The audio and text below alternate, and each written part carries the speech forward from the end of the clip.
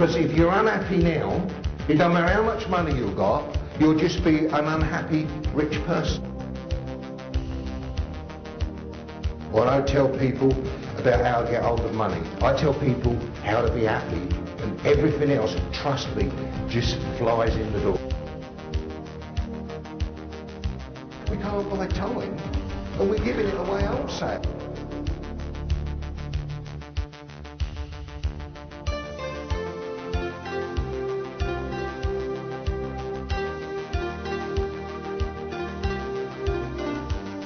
When it all sorts itself out, who's had that situation? How am I going to pay the rent? How am I going to do this? Right, well, we're clever. You see, we're the human beings. We are the intelligent life form on the planet.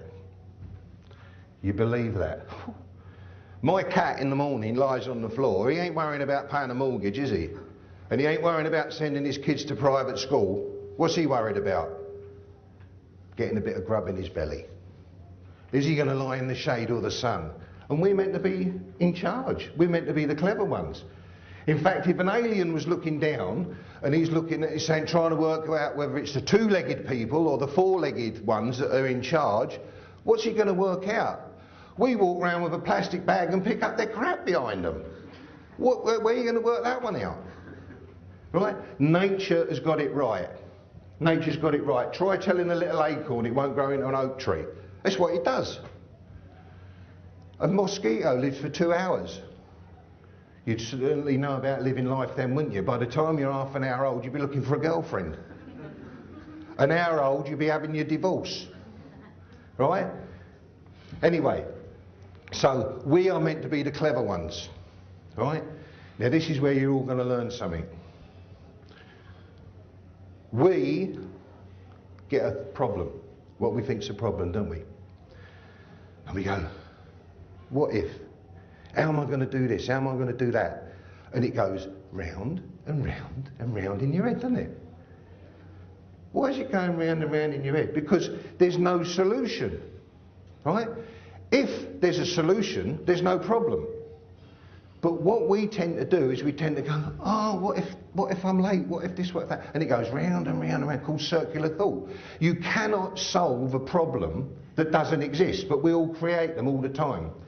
But now this is where the human being's clever. What does he do? What do we do?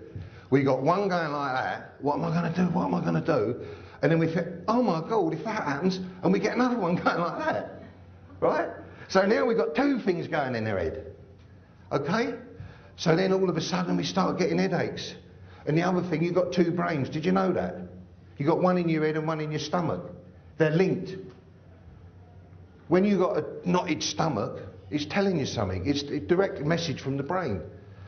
You go and relax, and if you can just take that little bit of anxiety away, just for 2 seconds, your stomachache goes. You take away not worrying about things that don't exist, and your headache goes. But the logical thing is, what do?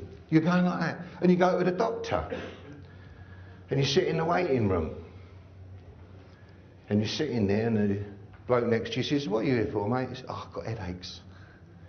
Oh, yeah? What's that caused by? Oh, trying to solve things that don't exist. He said, well, the best place for you is Greylands. Trying to solve things that don't exist, that's a clever thing to do, isn't it? Right?